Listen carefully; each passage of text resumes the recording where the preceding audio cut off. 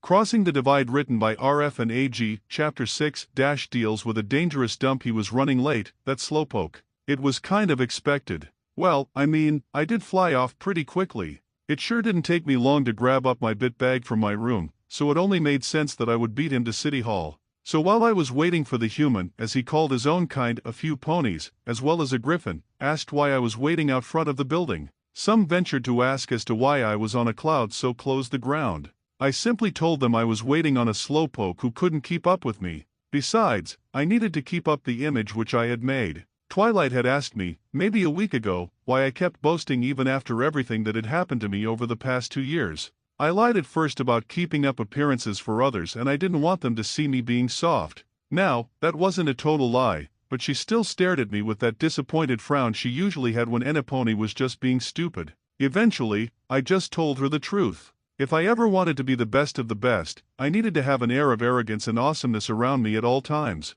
Athletes of the highest caliber tend to hold the same mindset, and that's what helps them push themselves to be better than the rest. My dad had taught me when I was younger that if I was going to succeed in being a wonderbolt, I needed to think like a winner. That wasn't to say that he didn't teach me not to be a flankhole, but with him being a trainer for Cloudsdale's hoofball team, he knew the mindset of athletes. I felt a little bit of relief to finally tell Twilight why I was always so boastful and filled with pride, and she accepted me for it, though that was not to say she didn't give me a quick scolding for going over the top and not being open enough with my friends. I guess I let the athlete mindset consume me long ago, and only after some choice incidents, which I still try to forget, I had learned to stop acting out that same mentality when I wasn't participating in some sort of sport. Yet here I was, being boastful and being prideful towards Ennapony that asked me a simple question. Dear Celestia, I need help. I buried my head under a fluff of cloud that I pulled out with my hooves. Arg, too much thinking makes my head hurt. I can't get cold hooves, especially not here. I'm too far into this race to start questioning myself. Though I guess I could possibly act less like a jerk to Hiccup, not that I had. Yeah, I definitely hadn't acted like a jerk. Besides, how could he pass up the chance to work for the fastest pony in Equestria? At the thought of that, a large grin spread across my face before my hoof instantly slapped the side of my muzzle. Yeah, I definitely needed to work on this boastful thing. Dong, dong, dawn 3 already? Wait, did they even use clocks to signal time here? I mean, I tried to listen to the innkeeper at Mayan talk about how they measured time, but it was far too weird. It was so much simpler to just count it like any sane pony in Equestria did. Whatever. Either way, from where the sun was, I guess it was near 3 or 4 in the afternoon. Geez, was this human slow. I swear, if his dragon could talk I would have just taken him instead. I just hope he can actually help me out. Even a pro flyer like me needs some tips here and then. You know, I've seen this a few times now, and it still boggles me how someone can just stand on a cloud without falling through, a voice behind me said, startling me from my thoughts. Well, startling wasn't the right word. Actually, it was more like me falling through the cloud on my face, rather than getting startled. Ow, I mumbled to the dirt that was currently in my face.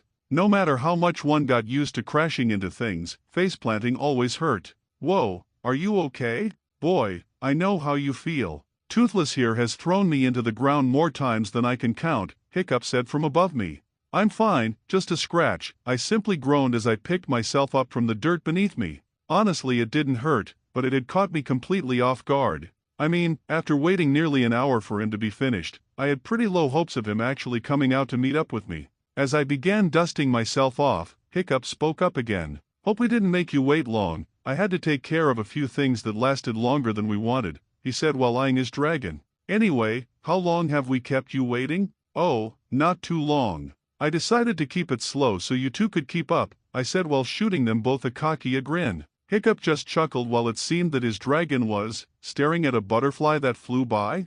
Weird. Right, Hiccup said while looking around. I followed his gaze and it seemed we were drawing a crowd. Not that I didn't mind, but it wasn't really the best place to talk about business. It seems my awesomeness is drawing a crowd, I said coolly, but I could tell that more ponies were looking at Hiccup's dragon than me. How about we fly around a little? I've had enough downtime and need to stretch my wings out. I think Toothless would enjoy that, but I still need that material to fix my gliding suit and we're a little too big to fly through the streets, Hiccup replied while gesturing at Toothless. Right, new plan. Geez, it's like you've never seen a dragon before. I yelled out to the crowd, getting their attention. I mean, look. There's one over there, go bug them. Luckily for me, the crowd seemed to get the point I was making. Seriously, it's cool that they're interested in Hiccup's dragon and all, but treating him like some circus sideshow freak is just stupid. So, do you know where to go to get what you need?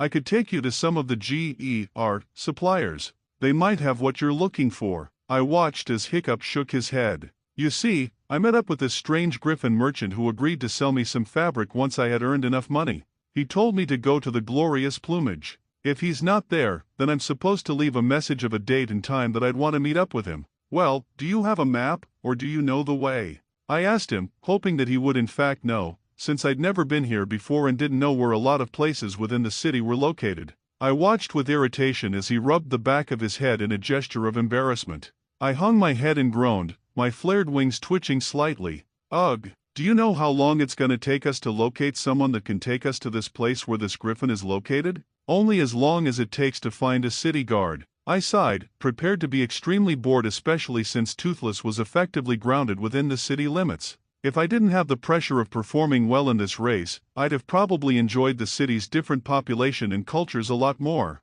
It'd be just like Daring Do in the Serpentine Scepter, where she enters a city with all kinds of ponies and all kinds of cultures. From the thin tall ponies with their aromatic gums and resins from Saddle Arabia, to the slender delicate does with kimonos and hairpicks while bucks dressed in business suits and drove nice carriages of Napon, to the spiritual zebras of Zebrica, with the mares wearing those huge hoop earrings and all those neck rings, while the male zebras would sit out in the countryside and speak in reverent tones of their lores and legends. One day, I will travel the world, maybe even as a wonderbolt. How cool would that be? To perform death-defying dives and acrobatic acts of awesomeness for creatures of all kinds all over the world.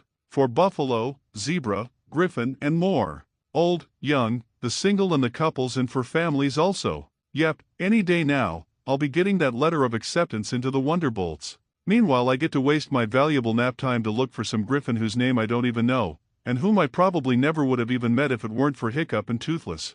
I wish I could say that our journey began as any epic journey, with intrepid heroes setting out to battle against a great evil, or that a band of unlikely friends had set out on a quest to do what needed to be done for the sake of one of their friends, or even that it would begin like a Daring Do novel with Daring finding some important or powerful lost artifact and then having to perform amazing fight scenes and acts of acrobatic awesomeness in order to retrieve the artifact from the bad guys. But no, we wandered through the streets, bumping into those who lived in the city and those who were just passing through, or even just visiting, either as tourists, or visiting someone they knew that lived within the city.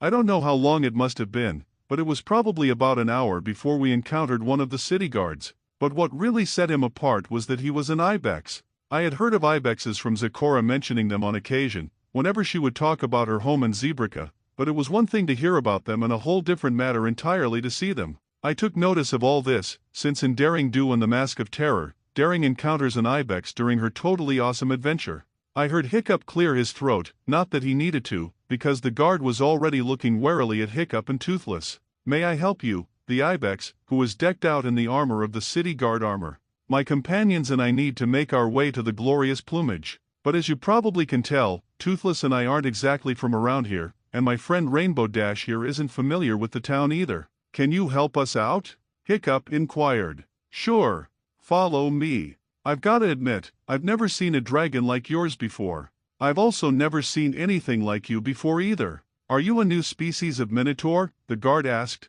looking Hiccup up and down. "We might be. Are they the headstrong type and would rather bash through a problem than actually think of a solution that doesn't involve breaking things?" I heard Hiccup chuckle after he responded. They're a mixed lot. I've actually run into some really intelligent minotaurs, but I have run across some like you've described," the guard responded. Not wanting to be left out of the conversation, I butted in. "Name's Rainbow Dash, the fastest flyer in Equestria, maybe even the world, since I could fly circles around these slowpokes in the GER all day. Perhaps you've heard of me?"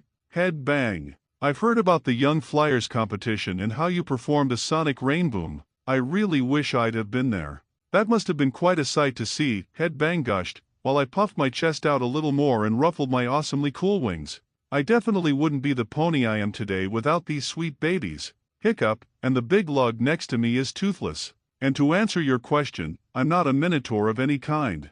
I'm a Viking. Ha! Never met a Viking before. Never met a dragon like Toothless either, Head bang mused, peering at Toothless. "Yeah, you might say that we're out of this world, Hiccup responded with a brief chuckle afterwards. I groaned, face-hoofing at what Hiccup had said. He's just lucky that there's enough different species that he probably wouldn't end up being used for alien experiments. It might be entertaining to watch him should he end up getting probed, though. Fortunately, all this small talk had a beneficial side to it, as it seemed like it took very little time at all to arrive at the glorious plumage. Well, here you folks are. It's been nice chatting with you, Hiccup. You folks take care and be safe, wherever you may go, Headbang said, before departing down the street, going along the same street we had traveled, likely to return to his patrol route. Looking at the building before us, it may have lived up to its name when it was brand new, but now? I saw cracked marble, with vines of ivy climbing up walls and pillars, the unkempt-looking lawn with various garbage and debris, and the pool filled with a dirty-looking liquid. A shame really, this place must have really looked glorious in its heyday. Hiccup led the way, his arms and weird-looking claws curling around the handles of the large wooden doors of the so-called glorious plumage. The door grated and creaked horribly over the marble flooring. Any conversation died as Toothless sauntered into the lobby as well. I could almost feel the stares that seemed to follow our strange group of Viking, his dragon friend, and a Pegasus heading towards the reception desk. Well, the stares were really more focused on Hiccup and Toothless, since they had probably not seen anything like them ever. I mean, there could be more of them, especially if he wants me to help him get home. Still, I was skeptical. I mean, I had been all over the world and seen practically everything, so I would know if there was a dragon like Toothless. He couldn't even talk, like what type of dragon was he even if he couldn't talk? Sheesh. Maybe he's some new dragon. Heh, I can just imagine Twilight's face when I walk into the tree fortress of friendship with them in tow. I kept my imagination at bay as we proceeded to the front desk. An earth dryad, with the body of an elk stallion, manned the reception desk. Elcom, strangers, ta-th glorious plumage. How might I be of service? The receptionist asked us. Yes, is a griffin named DuPont here? I was told he would be staying here, and I need to speak with him. I looked about the room as Hiccup asked the receptionist. Don't tell Anaponi, but I was uneasy, looking at the rough-looking customers that lounged about the lobby. Maybe it was just my imagination, but I couldn't help but think that some of them had been giving us strange looks. They certainly looked like they'd seen fights, many of them sporting scars on their faces and bodies, not to mention they looked like the rough type that would find creative ways to torture their victims. Plus, I could smell their stench from way over where I was. Yugh! I'm glad Pony Eyes have a fairly large range of vision. Toothless, however, didn't look too concerned, but I imagined that there'd be very few creatures with either the bravery or desperation to attempt to harm a dragon, especially since many of them tended to have tough armor like scales and could breathe fire. Still, I could see Toothless scanning the room as well. And does he know you're comin'? The receptionist inquired. Not exactly, but he did say to come here and either meet up with him here, or leave a message for him of when and where we'd like to meet him. If he is here, just tell him that a strange creature and his dragon friend has returned to buy some of his wares. Hiccup responded. I watched as the receptionist left the lobby, hopefully to inform this griffin merchant that Hiccup had agreed to purchase from. Hiccup leaned against the receptionist's desk, while Toothless ear fins, I'm guessing, swiveled and raised or lowered as he peered about the lobby, and gave an impressively massive yawn. I didn't see any teeth, which honestly surprised me, since I had yet to meet a dragon without teeth. It certainly made him appear less menacing. I wonder what he eats, I mused softly to myself. We all turned and watched as the receptionist returned to the front desk. Mr. DuPont has agreed to see ya. I watched as the earth dryad motioned for Hiccup to draw closer, rotating his hoof in a vertical circular motion. Hiccup bent over and then the receptionist must have said something, as I could see his muzzle moving, but it wasn't loud enough for any of us to hear. I watched as Hiccup nodded in understanding. I followed Hiccup, since he seemed to know where we needed to go. Toothless followed behind me, as I gave the occasional backward glance to ensure that we weren't being followed. I watched as Hiccup knocked on the door. Who is it? A voice called from the other side. It's the strange creature and his strange dragon with a very strange pony, I heard Hiccup say. Hey, I cried in indignation, glaring at the rude Viking. I could hear the raucous laughter from the other side of the door, before the sound of a metallic bolt being slid back was heard as the door opened to reveal a scruffy-looking griffin. His fur and feathers looked slightly dirty and unkempt, but it was the scars that framed his eye in a triangle that was the most visually outstanding thing about him, that and the milky appearance of that eye, which likely meant that he was blind in that eye. Ho, Fletchling, returned so soon are you? I heard the griffin say. Yes. Toothless and I got some luck, enough so that I have the bits I need to purchase the Teflon fabric you showed me last time, Hiccup replied. How much are you looking to buy? The 6 bits worth, or are you buying more than that? I heard DuPont inquire as I watched as he rummaged in a sizable travel chest, before extracting a bolt of fabric, turning about as he laid it upon the floor and letting the bolt of fabric roll away a short distance. I'd like to buy 24 bits worth, please, I heard Hiccup say. I couldn't help but laugh at the astonished look on the Griffin's face, though I watched with interest as the Griffin measured out the amount of fabric that Hiccup wanted to purchase. I watched as he used his index talon to score a cut along the width of the fabric, before folding the fabric up and handing it over to Hiccup. 24 bits it is then, DuPont informed, as he watched Hiccup fish out 24 bits, dropping them into the Griffin's outstretched talon. DuPont counted the bits, before using a piece of parchment and an inkwell at the desk in his room and drew up a bill of sale. Here you go, Fletchling. A pleasure doing business with you. May the skies protect you wherever you go, so long as you show her the proper respect, eh? DuPont grinned, lightly nudging Hiccup's shoulder.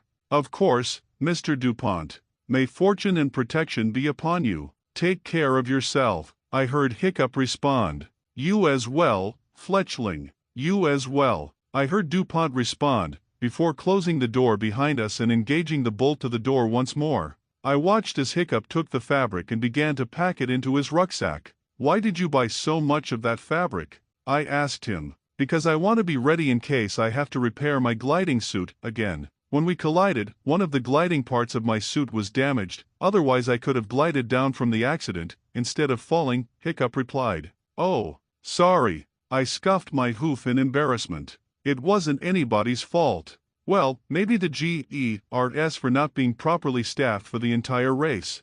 That and maybe for not having the track marked properly, but I probably wouldn't have known what purpose they served even if they had, because not from around here, Hiccup mused aloud. I'm just glad you came out of it alive, I grinned sheepishly at him, and I'm glad that Toothless managed to save you and not eat you, like I thought he'd do at first. So yeah, it was just a series of unfortunate events. But, we might have never met, if it hadn't happened, Hiccup responded. I laughed as Toothless turned his head and made kissy faces at Hiccup. It was even more amusing as I watched Hiccup's face flush, before turning his attention to his dragon buddy. It's not like that, Hiccup protested. I watched in amazement as I saw Toothless give Hiccup a toothy grin. Seriously, where'd he get those? Ugh, you're full of it, I heard Hiccup say in exasperation as he proceeded to mount Toothless, turning his attention forward as we flew back to the barracks for the racers participating in the CTD *****CTD.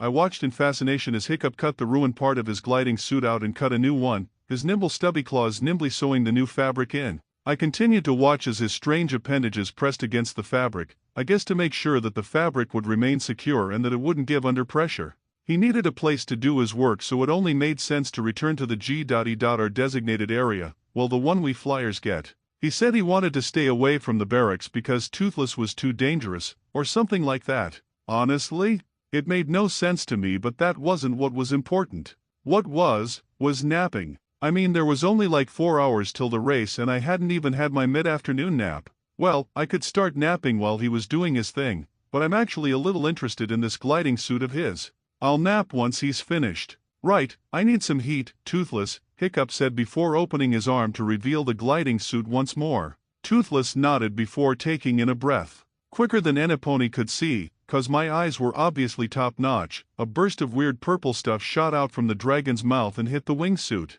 I don't know what he did, but whatever it was, the spot where the purple stuff had hit looked slightly darker but also melded with the rest of the suit. I couldn't even see the stitches. What was that? That was awesome, I said as I zipped over to Hiccup, who still had his arm up. I carefully prodded the wing a few times, only to feel that weird fabric he bought. Come to think of it, we never named that, did we, Toothless? Hiccup asked, to which Toothless gave a small roar in reply. Wait, you can talk to him? It's really one-sided, Hiccup said. He can understand me, but I need to watch his actions more. Anyway, let's take this for a test. Before I could get out a response, Hiccup quickly hopped on Toothless' back, causing me to notice that his legs didn't end the same, with one having this weird contraption at the end. In the brief moment that it took for me to wonder about Hiccup's leg, Toothless was already launching himself in the air. The force blew my mane a little bit, but mainly it snapped me out of my thoughts. Hey, Wait for me! I yelled, probably for the first time ever, and flew to catch up. We slowly climbed, making use of the updrafts to climb higher and higher until Hiccup began to unhook the strap securing him to the saddle. I watched as he did something to some pedal before rolling off of Toothless and opening his arms wide. I watched as he didn't fall like he did when we first met, but instead glided. He wasn't going anywhere like my top speed, but he was a ground pounder, so it only made sense that he couldn't fly as fast as me. Still, I have to admit that it is pretty awesome that an earthbound creature like Hiccup could even come up with something that would allow him to soar the skies, even if it wasn't truly flying. I watched as Toothless' mouth glowed. Yikes! Was he going to breathe fire at his friend? Hiccup dash! I began to panic, but it was already too late, and I watched as a blue fireball shot beneath Hiccup. To my relief, I watched as Hiccup climbed back to the height he had started at. It was pretty awesome, as Hiccup and Toothless could fly the skies together as long as Toothless could shoot those fireballs. Sorry if we scared you. We usually don't do that around others, so we didn't think that you might have seen that as an attack. I heard him yell at me over the rushing sounds of the wind. What? I wasn't scared. I denied. Suyuor, he drawled out, sounding entirely like he didn't believe me. I wasn't scared. I hotly defended, feeling my cheeks warm up in embarrassment. Hiccup dash, he mocked, changing his voice to sound more mare-like, grinning at me as he teased me. Ugh, I huffed, flapping my wings faster and leaving the two a little ways behind me as the duo shared a short laugh. I couldn't hear them, even though I could see Hiccup and Toothless flying behind me. If anything, I felt embarrassed for even worrying in the first place. Why'd I think that Toothless might hurt Hiccup? I mean, they were pretty much best friends. It really reminded me of my bond with Tank. Though Toothless wasn't a pet, but more like a friend and partner, with Hiccup helping or just paling around with him. I fell back, flying near Hiccup. Sorry if I took it too far, I heard him apologize. Ack. I don't know why I even worried. Now you'll probably keep teasing me about it, I huffed, looking away from him, still feeling embarrassed. Not if it really bothers you. Hey, I need you as my friend. Plus, I don't know who I could turn to who might help me find my way home, he said. Gah. It's more embarrassing than anything else, really. I mean, I had this image I built up of being a cool, awesome, and radical pony, and now you've seen through it. It's fine. But don't think that I won't get you back, though. I grinned at the prospect of getting even, and as long as he was with me, I would have more than one chance for that to happen. Heh. Where I live, we're cool for about a quarter of the year. The rest, we're absolutely freezing. I do think you're pretty awesome, especially with how fast I saw you flying when we first met. Though I think we have some different word there. Would you mind explaining? I heard him ask. You should probably ask Twilight when we see her. I don't think I could really explain it really well, but an egghead like her should have no problem talking your ear off about what actually is radical. On the other hoof, her long-windedness is anything but radical, I joked, thinking of just how crazy it would be to just sick Twilight on Hiccup. Maybe that's how I can get him back. I take it that's a friend of yours? I heard him ask. Yeah, me and Sparkle are tight. She's the one who got me started on the Daring Do books. They're seriously awesome, you should read them sometime, I said, grinning at him. Maybe I'll take a copy back to Burke. It sounds like an interesting series, Hiccup pondered before deciding that he was done flying. Together we slowly made our way back to the ground, almost exactly to where we had taken off. On the way down I peered at the sun, which was slowly making its way behind the horizon, which meant I would need to be ready to go. The beginning of this stretch of the race was a short sprint up to the city of Cumulus, which sat on the edge of Vaporia, where the racers would follow a rather quick route through the city before heading off Ursuland. Yeah, I remembered that country name rather well, only because I wanted to meet an Ursa, well aside from that feral star one from the Everfree. These guys were supposedly different, and I couldn't wait to see them. When we touched down, Hiccup proceeded to look over the suit once more before deciding to stuff the rest of the material and tools into one of the bags that was attached to Toothless. I just remembered that I had to make sure he knew exactly what to do for this next part, or this was going to end horribly, and I was lucky enough to be carrying everything that had been given to me at the beginning of the race, especially the trainer's identification flag, even though I didn't need it earlier. Oh, by the way, as my trainer now, you need to know a few rules that G.E.R has in place. First, attach this to some part of you, I said as I dug out the flag that he needed. Coincidentally, the race officials thought it was funny to give me a rainbow-colored flag. I let them chuckle it up while I slowly died inside. He nodded before taking the surprisingly large flag and tying it to Toothless' tail. Said Dragon then began to swish it back and forth, apparently not used to having something flapping like that. Meh, I dunno since he can't talk. Next thing is you can't interfere with the race outside of helping me with basic stuff, like giving me water, or a snack, or first aid. Though I think that's all common sense. Kind of makes me wish I had packed more things, he said, implying something I quickly picked up on. Don't worry about it too much, I've gotten myself this far, I don't think you'll have to do much. Oh, and lastly, though it isn't a rule as much as something I need you to do for me, I said before hopping into a hover in front of him. I need you to challenge me, push me to go faster and finish quicker. I don't care how, but I need you to motivate me, without cheating. He simply chuckled at that before giving a quick okay at my set guideline. Well, that was really all I had left for him, though.